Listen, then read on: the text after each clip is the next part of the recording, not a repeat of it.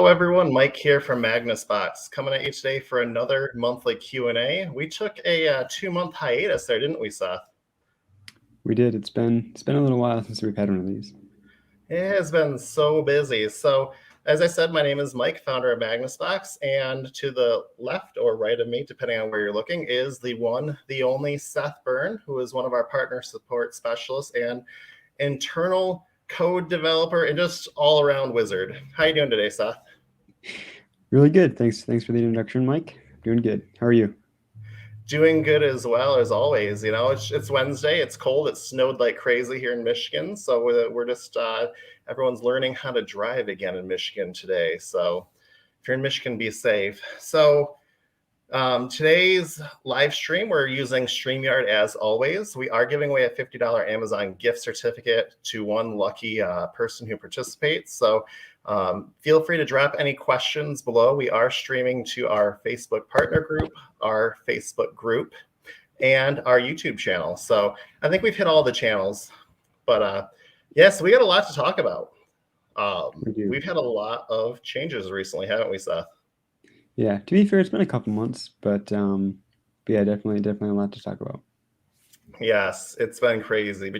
For those of you that don't know, I'm in college, finishing up those last few classes for my degree, so I got hit with a little bit of trying to finish that up as well. You know, I figured I'd finish up and get that associate's in network administration just so I can have it. But and Seth's also working as well. Yep, biochemistry, year 2, so a little over halfway there, not quite halfway there yet. And yeah, so keeping me busy, to say it in an optimistic manner. When he talks coding or biochem, I get lost. I now know how my clients felt when I ran my MSP when I tried explaining how to use a computer to them. I feel the exact same way. There's actually a word for that, by the way, Seth. Did you know that there's actually a word for something when you think you know, when you think other people know what you're talking about? There's actually a word for it. I don't know what the word is. What is it? I just read it in a book recently. It's called the curse of knowledge. It's when you know something and you just assume people around you know the exact same thing. It's such a true statement, you know, especially when it comes to IT. I feel that we all expect that everyone knows everything the same amount that we do, but then we find out that everyone has different skill set. I just thought that was always an interesting term once I read it last week. Mm-hmm. So this weekend, Saturday, sometime during the day, we are going to be dropping 21.11.0 version of Magnus Box. It comes with a ton of features. So if you haven't checked it out yet, it is available on our website. I'm actually going to try to share the screen here and see if I can get it to work properly. Let's see here. We're going to share my screen. There we go. Hopefully that's showing up on there, Seth. Yep, I can see it. Looks good. Perfect. So it's actually 21.11.1. There was actually a patch that came out last night to fix some SharePoint stuff. But so most notably, there's going to be the Office 365 backup is now available. I want to thank all of our beta testers that helped us out. We had 8 of our partners beta testing it, myself included, and it's been working great. So that'll be coming out Saturday. We're going to show a little bit of that today. Support for running backup jobs and retention passes simultaneously. And let's see here. I think that was one of the bigger ones. We've had a long time issue with lock files. This version of Magnus Box is going to resolve a lot of issues that we've had with retention passes in lock files. So when a backup job completes, it runs and triggers a retention pass, which is needed to make sure all the bits are there. Now, normally it's a very fast process, but when you have terabytes of data in a storage vault, it will lock that vault up and then no other device can write to it, which is why we advocate for one device per vault. This should resolve some of those issues. And I think we've had a lot of partners, haven't we, Seth, that have had this issue? Yeah, especially recently, it seems like. And, you know, there's always ways to mitigate that. I usually advocate for the timeout option, which is in the schedule tab, to cancel a backup if it's running for more than 24 hours or whatever is suitable for the backup. But those can even run into problems too, depending on how the device shuts down, how the backup closes, and if it gets stuck during that retention pass period.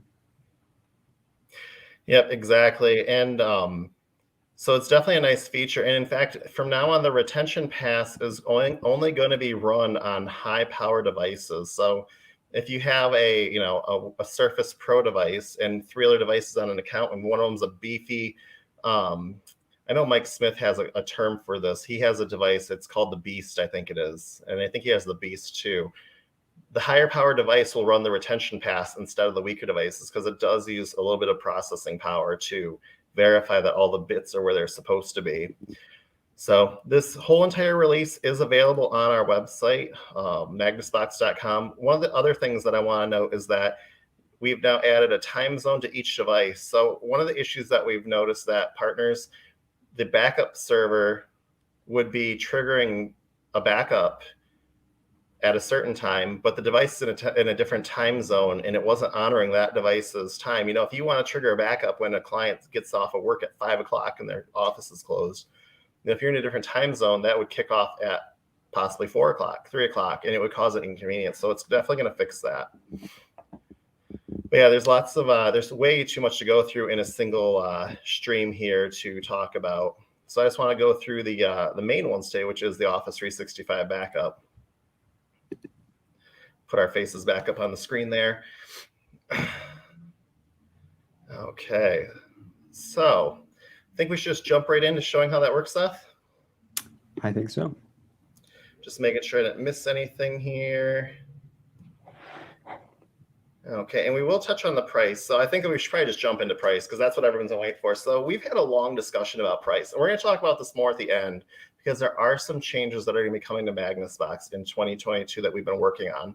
There's probably about 15 partners that we've talked about that are aware of those changes. So we're going to cover that a little bit later here. So the price that we're looking at for Office 365 backup is going to be $3 per user per month. And we did send out a mass email to everyone. It's like the first time in a year that we've spammed every single email address in our list, which is like 1,000 email addresses. So if you're not a client or a partner of Magnus Box, I apologize. We just kind of were too excited. We want to make sure everyone knew about it. So it will be $3 per user per month, and that will cover Teams files, OneDrive for Business, mailboxes. It will also cover calendar and contacts as well, and it's all versioned. So let me just kind of jump into here and share my screen again. Like I said, if anyone has any questions, I could see a lot of people joining us today, and I appreciate that. Did I not take that overlay off last time? I am so sorry. Let's just drop off the overlay. There we go. Take a few months off. We forgot how to use our own streaming system, right? Yeah. So 21.11.0 is going to be installed Saturday. So setting up Office 365 backup is pretty straightforward. I'm going to pick on myself. So from in here, you can see that I have a Office 365 backup protected item set. And I'm just going to show you guys this before I delete it and recreate it. So I have it set to run every day. It's been successful. And when you click in there, you can actually see what's been backing up.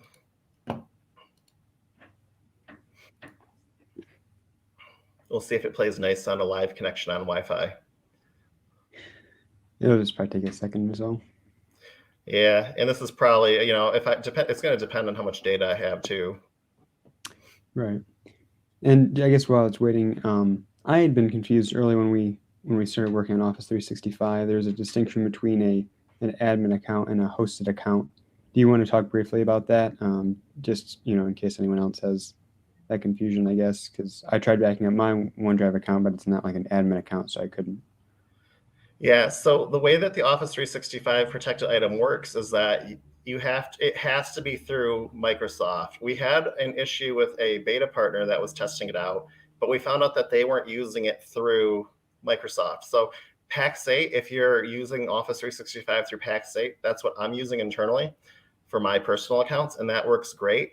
But if you're using a different provider like SureWeb, anything that offers a private hosted exchange, and this backup will not work. It integrates directly into Office 365 Azure Active Directory. And how you have to set this up is you actually have to use the admin credentials to allow the app to connect into the Office 365 tenant to be able to back up that data. So let me just kind of, we're just going to do a recreate here. We're going to see if I can botch this on a live stream. That's always fun.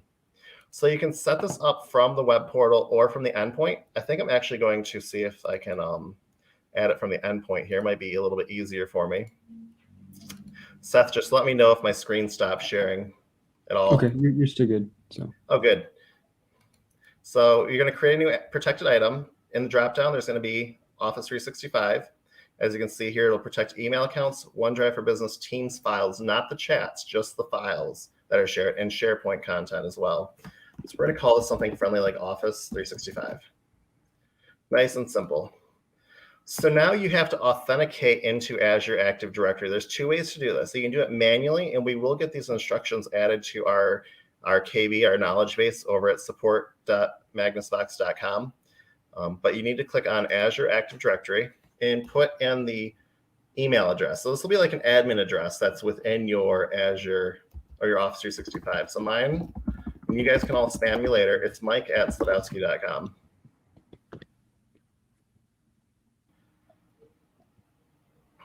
Okay, so we're going to wait for that. So this is just going to keep spinning. So what we have to do now is it gives us a code, and we need to put this into our web browser. So we're going to click into here, and it wants that code that is on the screen. We're going to copy, paste it into here.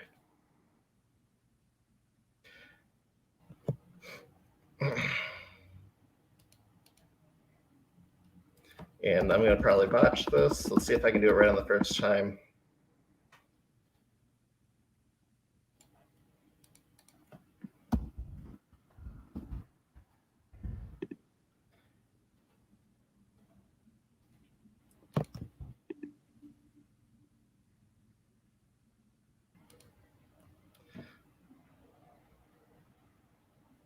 Okay, so I went and signed in through there with the admin account for my Office 365 tenant. And once you get to the end, it'll say you can go ahead and close it. And then this should update in a second to either say complete or failed, depending on if I did it properly. Someone had asked, Mike, if SharePoint is included. It is. So you can back up SharePoint. And that's through the same process, right? Same protected item, it'll just be included. Yep. So once you get further into this, once it has verified. So let me take a look here. Okay. So what I did is I did not log in with my my admin account. So let's try this again.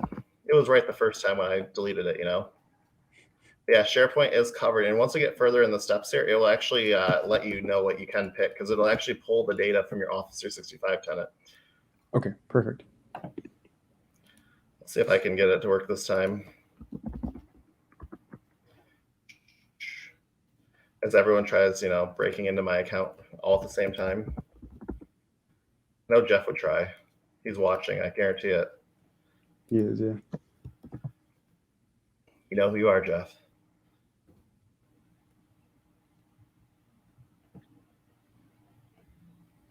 Just a quick clarification. I saw there was a comment about asking about pricing. Someone didn't catch it in the beginning, and just to clarify, it's $3 per user per month. So I know someone had said that it was $3 per endpoint, but it is charged on a per tenant per user level. Yeah, and so what that means is that if you have a client that has 5 Office 365 email accounts for their staff, you're going to, depending on the number that you back up, you're going to be billed for those. Does that make sense? I think I said that properly, Seth. Yeah, you said it correctly. And it might get more obvious here once you get to the next step, because I think memory serves, it lists all of them, the different user accounts, and so it'll be more clear in terms of what exactly a user constitutes within Magnus Box.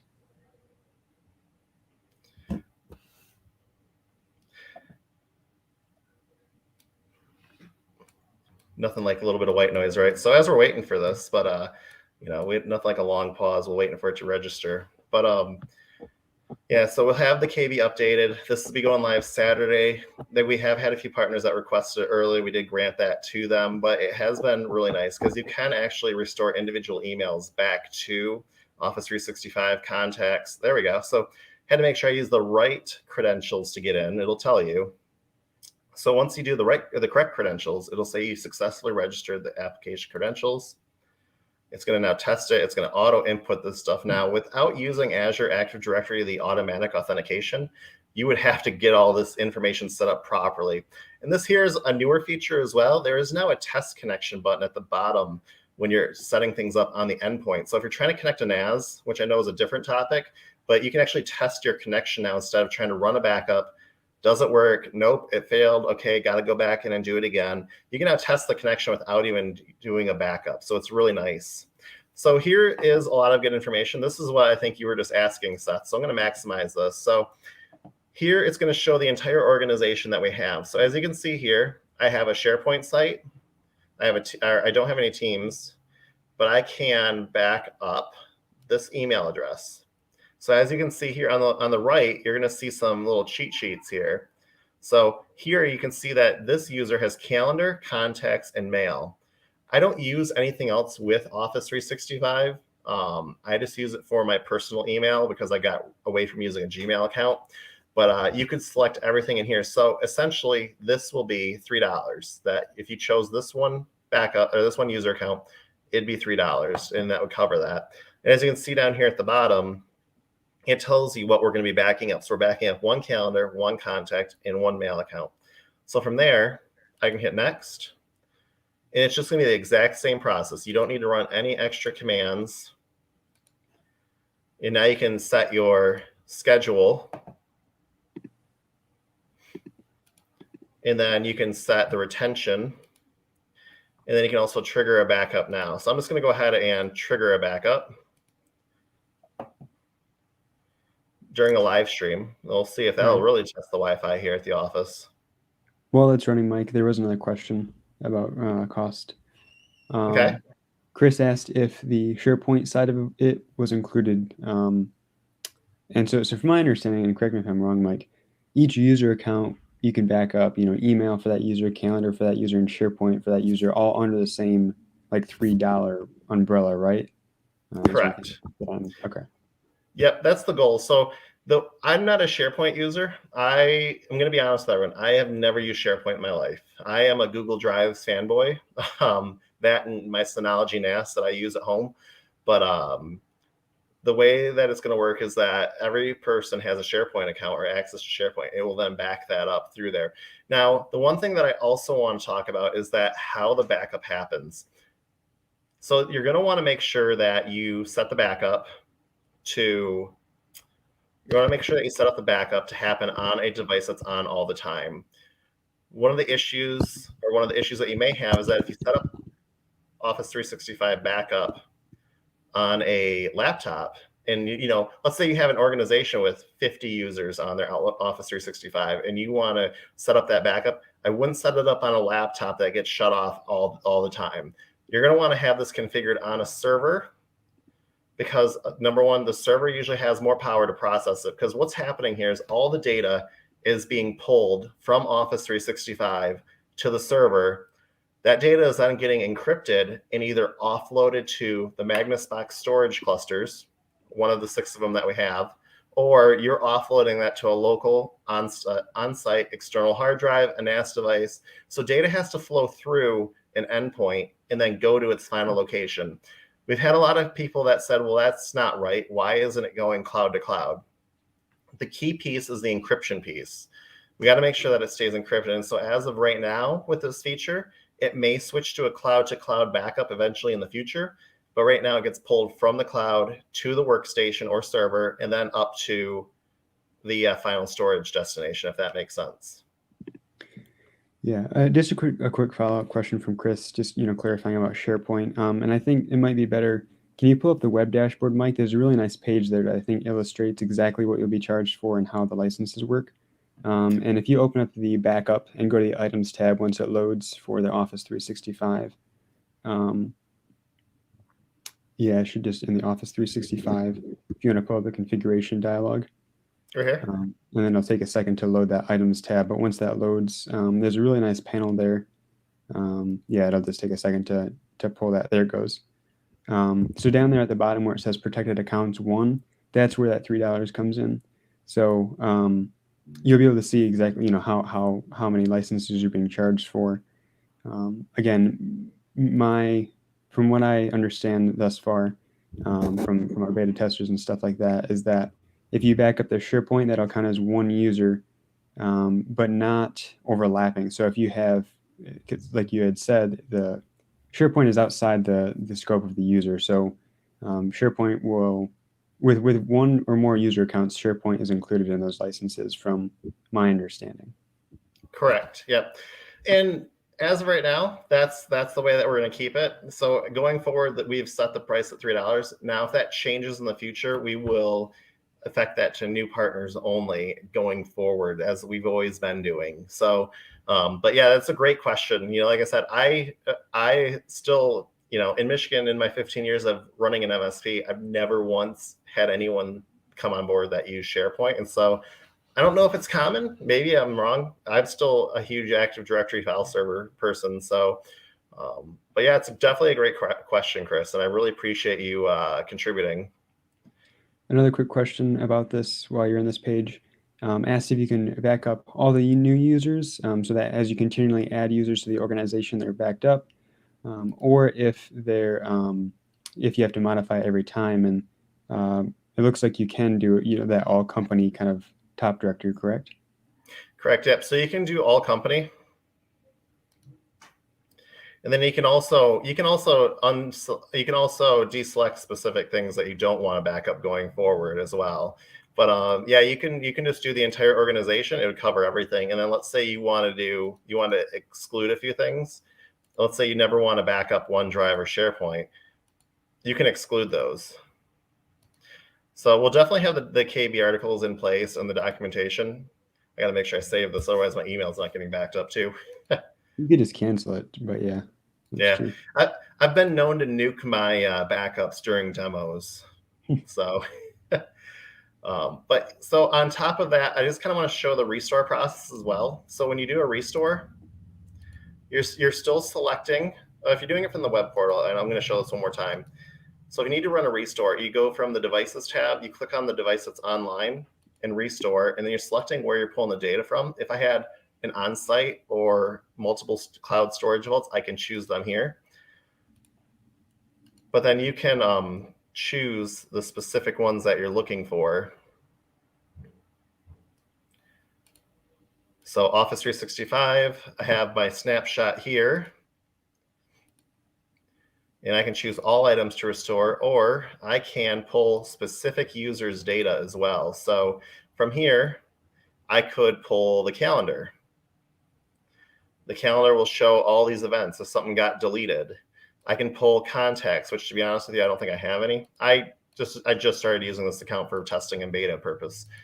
Or you can pull mail. So I can actually go in here and I can pull individual email accounts as well. So I have all my ACH alerts for my bank go into my email account. So I can actually pull individual items and I can restore them back to the original location, or you can restore them elsewhere if you need to. 9 times out of 10, you're going to restore them back to Office 365. There are purposes of the other ones for like litigation. Let's say, an employee nuked their entire thing, their entire Outlook exchange, and just destroyed it before they left. You can grab all that data back. I mean, it's essentially a litigation hold at the same time, as long as you have the retention on unlimited or set to a specific time frame. So it's kind of cool that you can actually go in here and see, okay, they have all these different email boxes, and I can see, okay, I got home, and I can pull specific ones that I'm looking for. So the same can also be done from the endpoint. You can go in there from the endpoint and you can choose what you want to restore. So I can choose Office 365. the latest version. And remember, if you can't find the latest version, always hit the refresh button. Sometimes it'll only show you the latest, especially from the web portal. That's our number one ticket we get that I have to make another video on. Mm-hmm. I get panic phone calls sometimes from partners when they can't find something from a week ago or a month ago. So from within here, you can grab, junk email, or you can grab, like I said, you can pretty much grab anything you need to grab from here.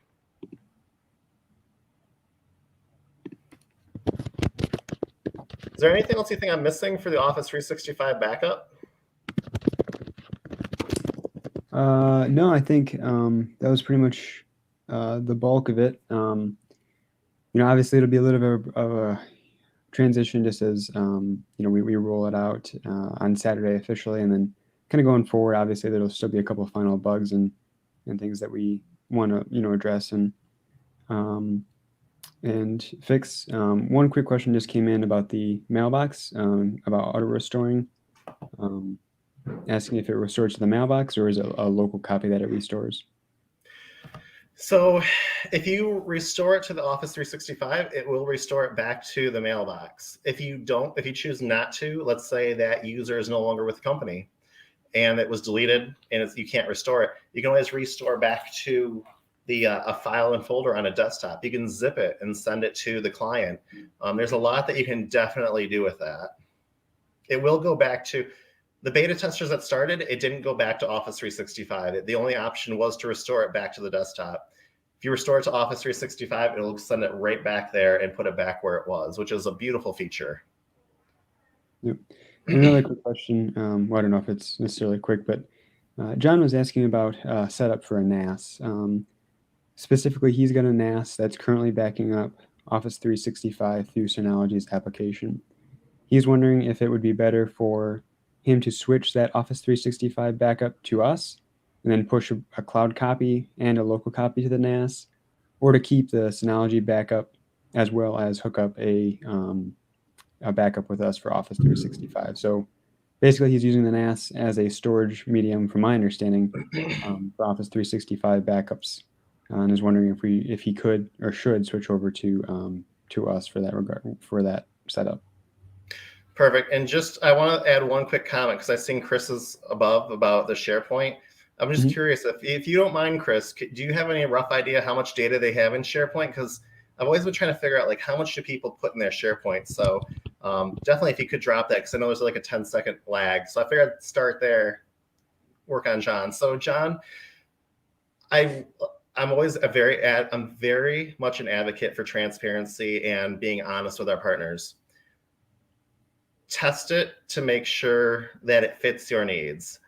You will never see me up here on the screen saying Magnus Box is the number one solution. Always use us. Don't use anyone else. They're all inferior.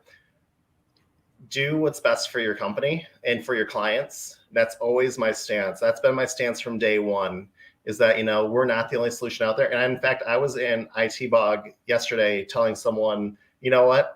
Carbonite might be your best bet. And I use Carbonite and I don't bash any backup provider, but I definitely would test it. That's what I would say to you regarding that, is give it a shot, see how it works.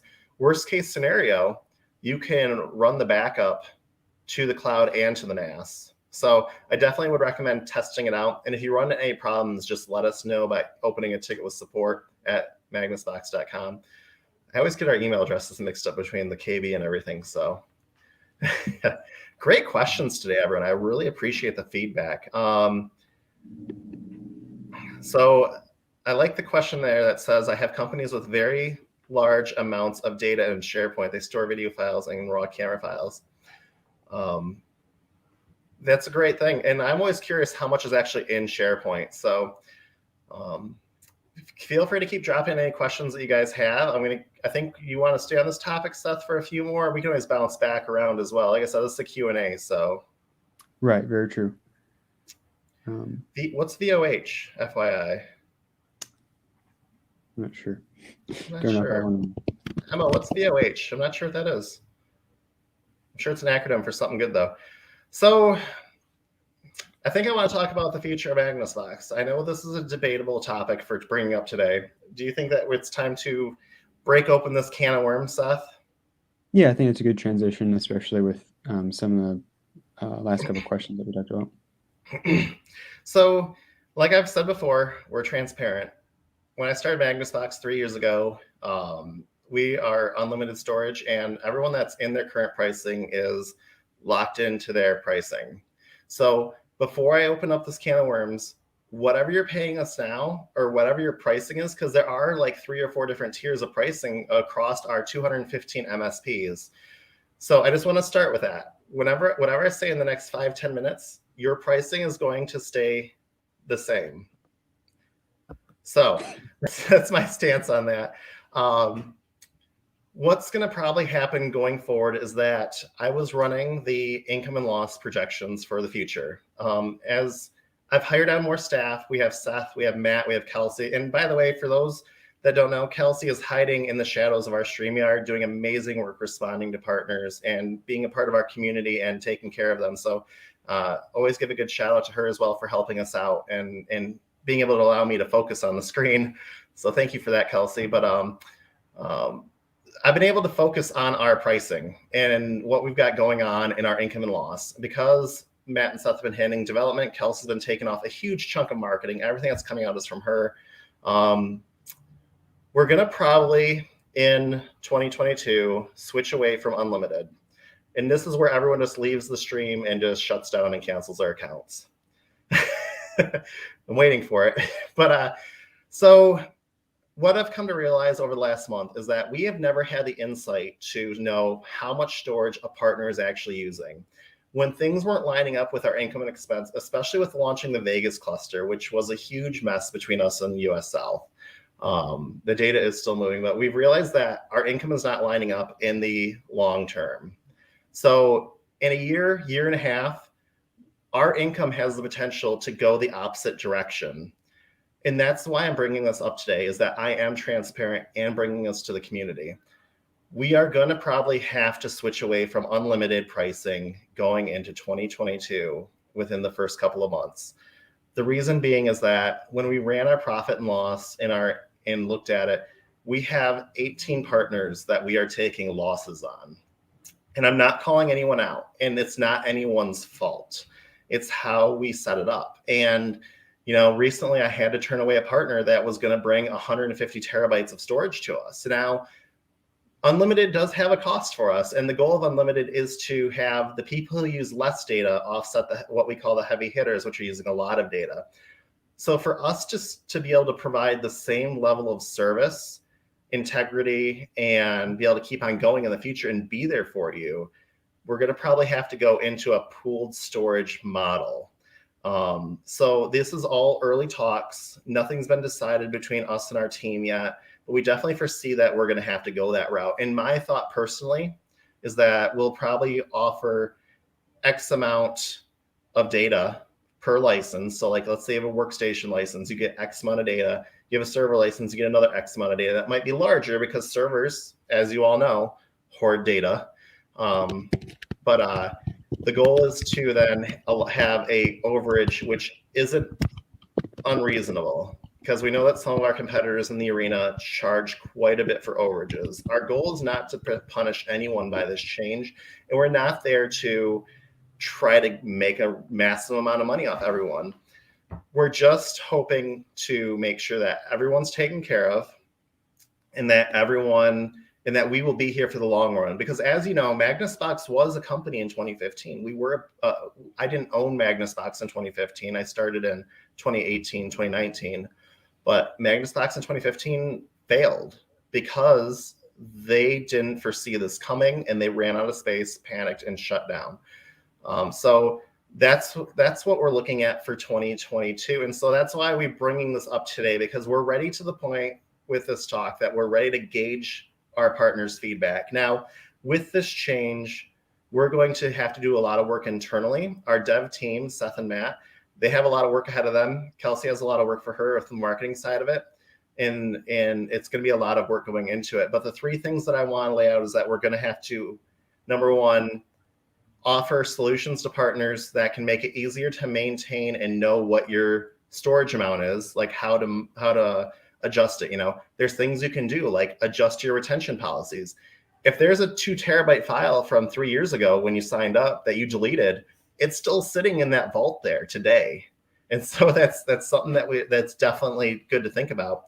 And then on top of that, it's going to be, knowledge, training, and education, along with, in improving our current internal tools, so that way you get reports so you can see what's happening. But like I said, this will be only for new partners going forward. And we're going to reach out to the 18 partners that we're taking losses on, because we already have, and the feedback's been positive. And we are going to probably end up putting a fair use policy in place. And I do appreciate that. If someone wants to throw that up on the screen there for me, the one that's from a Facebook user. Yep. I call it fair use. I'd rather you stay in business and be there in the future and pay a few bucks more than have you go under because of partners taking advantage. Like I said, I don't have any ill will or malice towards any of our partners that are going over our usage. It's the system that we built. We dug our own hole. That's what it comes down to. I mean, we allowed it to happen. And so we definitely are going to be putting a fair use policy in place that will encompass existing partners, but it's only going to affect the 1 or 2% that we're taking a loss on. Because for a rough example, like I said, I'm not calling anyone out. We have one partner that's using about 200 terabytes of storage, and it's costing us $10,000 a year. So that's one of the most extreme cases, and that partner is working with us, and they were very receptive to making changes with us, and we're very thankful for that. The feedback that I've gotten from the 15 partners that I've talked to was that they support this decision. And I'm not sure if they're just saying that because they're not affected. They could be, oh, great change, but it doesn't affect us, so we're not worried. But it's definitely, if we want to maintain us being in this industry, we're going to have to make this change. Yeah, Jeff had a question a couple moments back about what's considered a lot. Jeff, if you could clarify in terms of what you're referring to, I'm guessing he's referring to how much you had mentioned the heavy hitters and that they're using a lot of data. And so I think that was somewhere in the realm of around 100 terabytes, right, Mike? That one. The one that we turned down was 150 terabytes of data. And when I did the math on it, depending on the data center, it was about it was going to cost, so the $17 that we were going to make on the license was going to cost us anywhere between $600 and $733. And like I said, we're transparent. That's pretty transparent when you come to any company. Right. Yeah. And so just something to note, Jeff, and for anyone else, the majority of our partners are they're not in that latter category. So a lot of them aren't a concern for us in terms of their storage usage.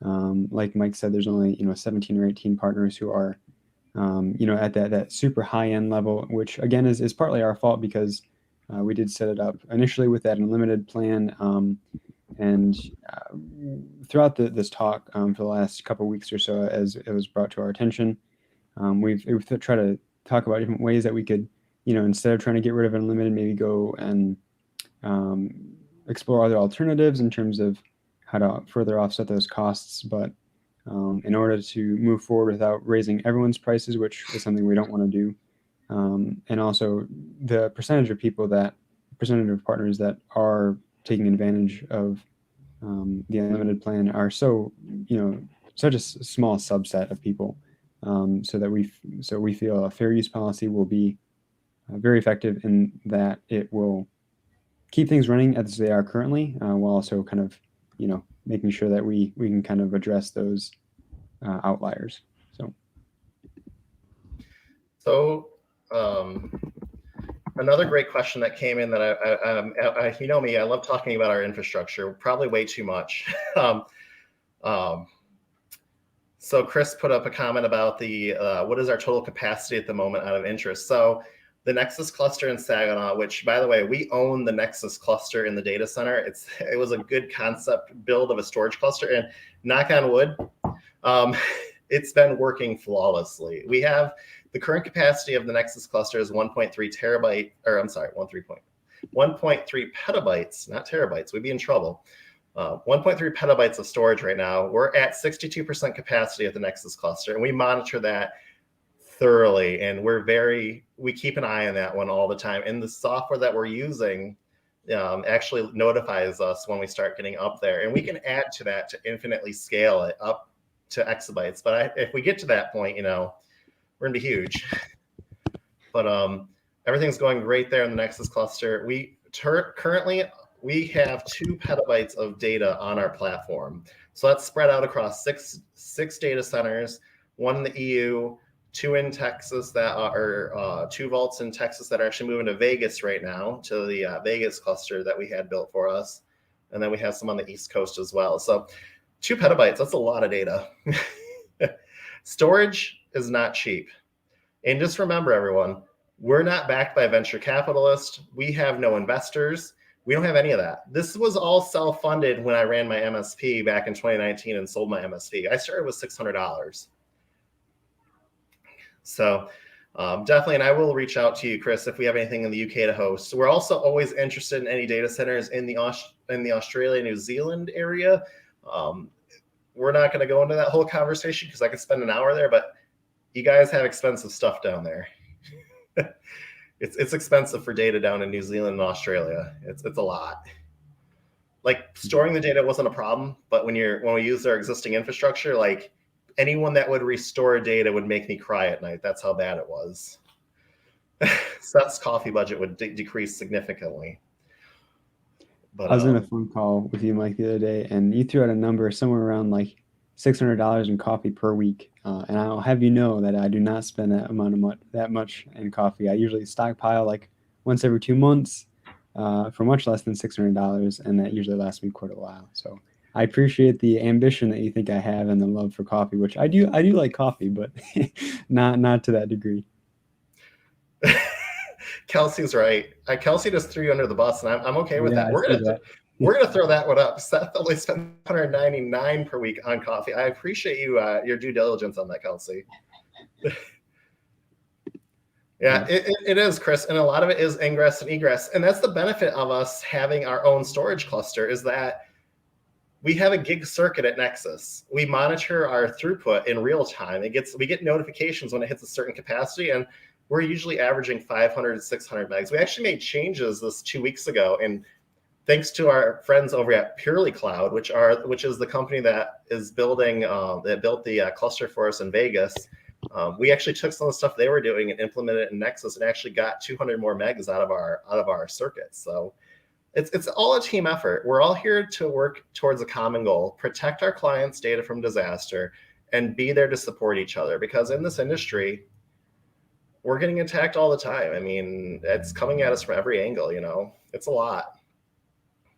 Mm-hmm. So if you have any feedback, we're much appreciative to any suggestions. My thought on licensing for new partners is that we would lower some of the licensing fees and then add a limit, and then have not a $50 per terabyte overage charge. We're not that greedy. So we're not going to go there. But was there anything else you felt we should cover today, Seth? Any other projects? We got a few more minutes here. No, I think that was pretty much it. Like you said, those are our 2 big projects, at least on the internal development side. With in terms of like the next couple months, Office 365, making sure everything's set up to bill for that, and reporting in a transparent way so that partners can see what clients are using the most, and how to bill them, and also the possible transition to a data-based pricing for new partners going forward. So again, not existing partners, but any new partners. That'll be something we work on over the next few months as we begin that transition. So that's kind of gonna keep us busy for sure. So and just to add, for everyone that just came in, this is only affecting new partners. Seth's gonna put it on my headstone. Pricing change will only affect new partners going forward. Once we make that change, which it's going to be as of right now, we're expecting like a whole relaunch of our marketing and everything. I mean, we're gonna have to reshift because everything's been unlimited. It's going to be a change, and so the people that get in now don't abuse the system, but at the same time, you can get in before we go that route. So, I feel like last thing to note, we did hit our 3,500 device limit goal for the year before December 31st. That is amazing. Like I don't even know where we started in January. I think we were only at like 1,600 devices. We've added probably like 1,500 devices, over 100 MSPs this year. We're on fire. And I just cannot say enough how thankful I am for our community, for being a part of our community, always advocating for us. We see when you guys contribute in the Facebook groups, when you guys respond to comments. As you know, there's only 4 of us here. I thanked a partner yesterday. He was like a rock star on responding to some questions in the group. We love the support because we are here for you guys. And we love it when we see the mutual support coming back where you guys are there for us. We love it. And that's why we love our Magnus Box community. You know, one of our partners suggested this community. At first I was against it, and it has been a huge blessing for us to kind of brain dump, because I mean, I brain dump a lot in our groups. I apologize. But I mean, you guys are huge. I mean, we're here because of you guys. And that's why we're going to continue to be here for you guys. And that's the one thing that we always remember. So let me know what we should set our goal to for next year. Comment says 10,000. I think that's a little ambitious. It's pretty ambitious. I don't know, I'm thinking like maybe 6,000, maybe. You're thinking 6? Yeah. We'll have to cover this at our strategic planning meeting. Every year we have a strategic plan for our goals, for our big time goals for the year. One of our goals, I know Jeff has complained, is that we're hoping to build our own interface next year and have our own custom interface. I just threw the gauntlet down, Seth. Now you guys have to do it. Yeah, I was like, I don't know. I mean, we're not even not there yet. So we'll get there. Someone says 11,000. Yeah. Definitely, Chris, and I appreciate you being a part of the group. And as we said, we will randomly select from all the comments and go from there, and award the $50 Amazon gift certificate. We just like to give back, a little bit of what we've been granted. So, but yeah, so I think we're good to wrap up. I think so as well. I think it's a good note to end on. Oh, and but yeah, so we also are now in the IT business owners group. We are actually sponsoring them for 2022. So you'll probably see a lot more people here next year. They got like 4,200, 4,700 members. And a secret, don't tell anyone outside this video stream. We're already locked in for TechCon 2022. I can't say any more because I don't want Paco to kill me or yell at me. But it's in a great place next year, like it was this year. Hint, hint. Chicago. We'll be looking forward to seeing everyone at TechCon 2022 as well. So, but anyway, Seth, if people want to get a hold of you, how do they get a hold of you? Support now. You can contact me directly at seth@magnusbox.com. Perfect. And then as for me, if you need to get a hold of myself, you can email me by emailing mike@magnusbox.com. Now that you guys all know my personal email address, you can also email mike@slodowski.com. But if you have a ticket, any questions, always feel free to email support@magnusbox.com. It goes into our ticketing queue. We may be bringing on another support person next year because support has been getting we've been a little bit ticket heavy lately. So we might be bringing on another support person next year. But you can also call us. And I'm hoping Kelsey will drop our phone number in the private chat at the last second because I always got to look it up on our website. Kind of putting her on the spot, but putting her on the spot. I bet she's quickly jamming magnusbox.com. Maybe. It's like, I don't know. I usually remember like the last 4 sometimes, but. So if you need to get a hold of us though, you can call us at, 1-888-933-2975. Good job, Kelsey. Thanks for getting that in there so quick. But yeah, otherwise, we will be back next month and we will get some more KB articles up and we will see you guys in the chat. You guys have a great day and a safe week. Bye.